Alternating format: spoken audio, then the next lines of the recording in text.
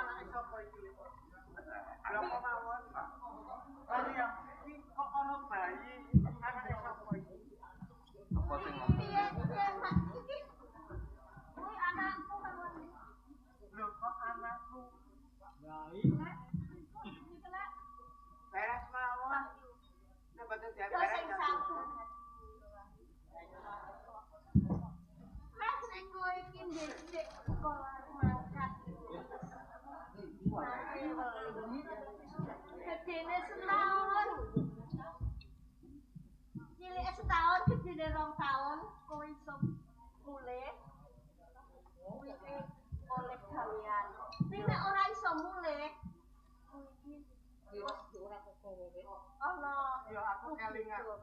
Nalika semono aku mangkat golek gawean. Aku ngomong karo Lele, karo Riko, karo Mariam. Mak wis ora karo Bali. Anggap kaya aku wis ora. Lah iki banjur Mariam iki duwe anak karo sapa? Lan ngono kuwi.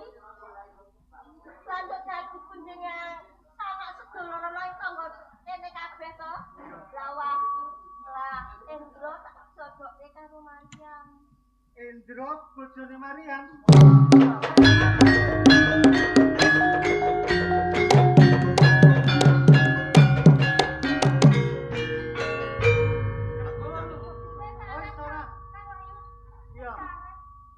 Jebul dhisik pas aku mangkat jebul kowe sak jroning ati malah bungah seneng-seneng. Oh jebul malah kepengen bojo karo Maria. Aku nyalahke Kang Endro kang Wahyu. Lah piye? Lah jenengane tindak nang Kutagara ya wis lewat saya. Tak tanggo karo tangga-tangga. Aku wis tak omah karo Kang Endro. Oh ya dene wong lemel. Ora mergo kuwi Kang. Sampai yo kanggo nutup swara karo suarane tangga-tangga Kang. Kaya Endro yang matane bisa. Kakangne wis dipacangke dene yo gelem karo Maria. Wes, yo. Tak terima Kang. nek kowe iki sing pernah tuwa. Sing garep pekan. Wis Yo kaya ngomong-ngomong kowe iki aresmu. Yo kowe iki menawa cucumu. Si Maria. Muka-muka boleh.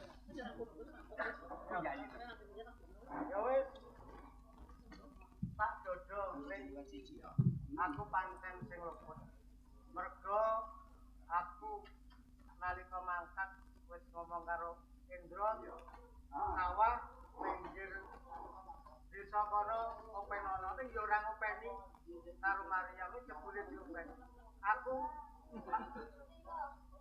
anane timbangane aku kok lara ati nyawang Endro sejodohan karo Maria mending aku sing sujud saleh.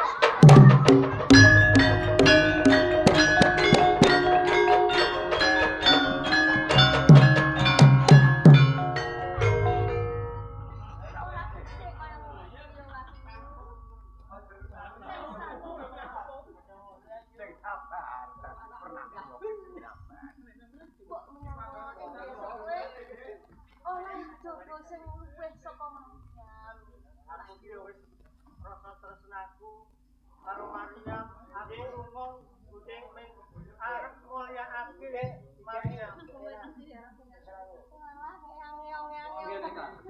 Yo piye yo. Sing luput kuwi aku. Aku diwelingi karo kowe. Nek aku ora iso jaga, aku sing luput. Aku sing tak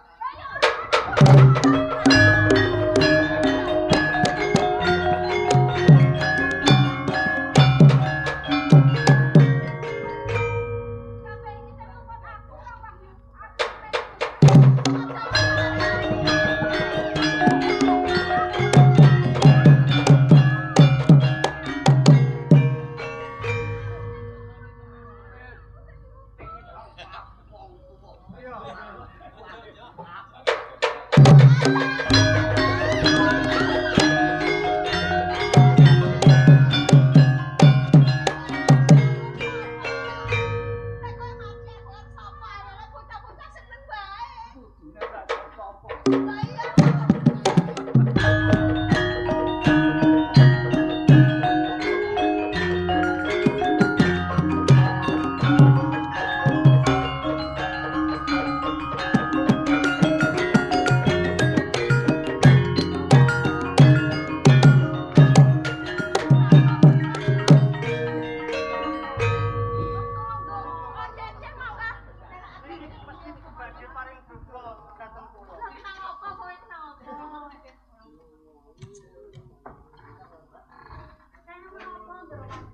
Dermo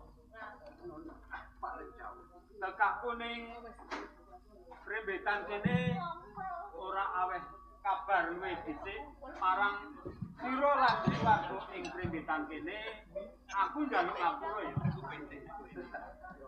sak temene mono anggonku tekan rembetan kene nututi lakune anakmu lanang si Wahyu mergo mau dikandhakake yen to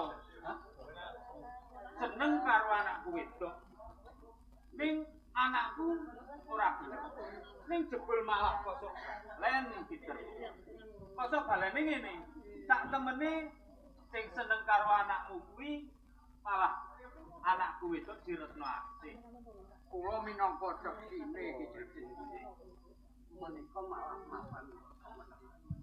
benerane piye Ditermo? Wahyu rikala semanten. Kedah pados petangran wonten negari. Ya, Tilar weling dhateng kula dalah rayinipun. Setahun akhiripun kali tahun menawi wonten kapan.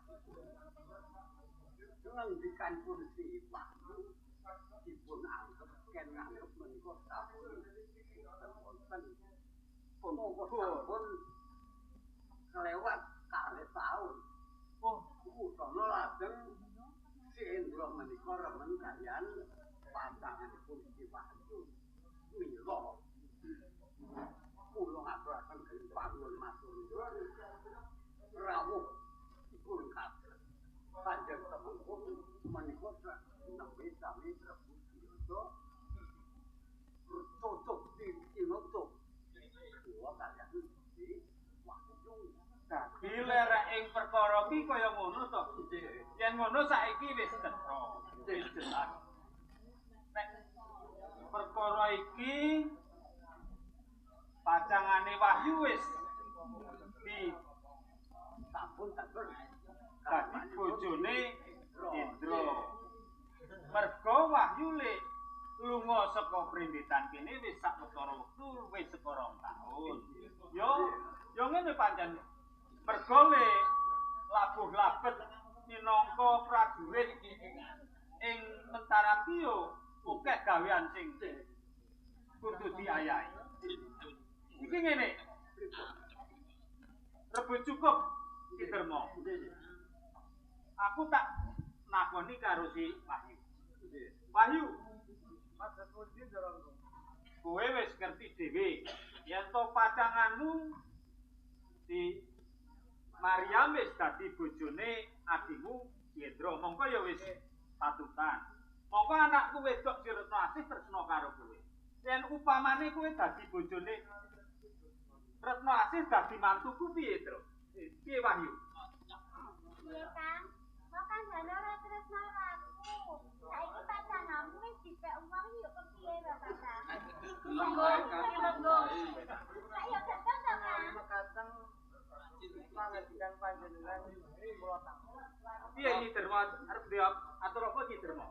Menawi Wahyu menika purun kalian putra panjenengan. Kula derek pindah. Ya, kowe wis krungu dhewe yen Wahyu uga dadi seneng karo anakku wedok. Ya wis ngene. Kamar mancung cinupetan. Wahyu ndak jodhokake karo putraku Retnoasih, saiki kondur ning Katemenggungan. Minangka dadi mantuku ning Katemenggungan Mentaram. matur nuwun Ndoro. Ya, Ampun darah boten iki.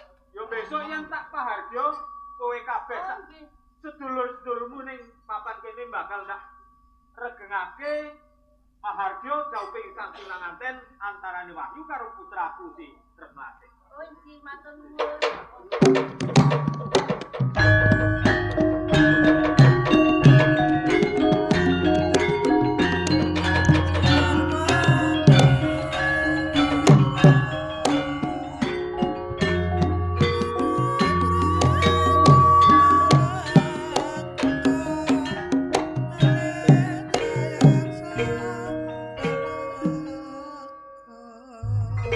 Sewu para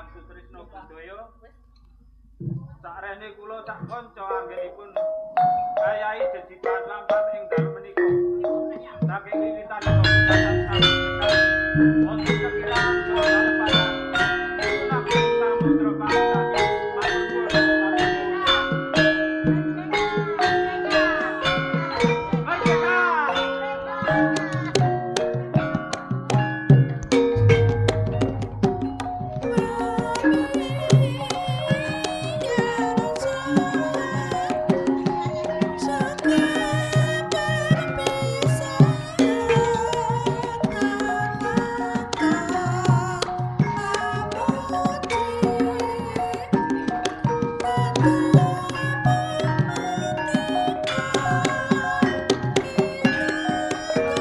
Thank you.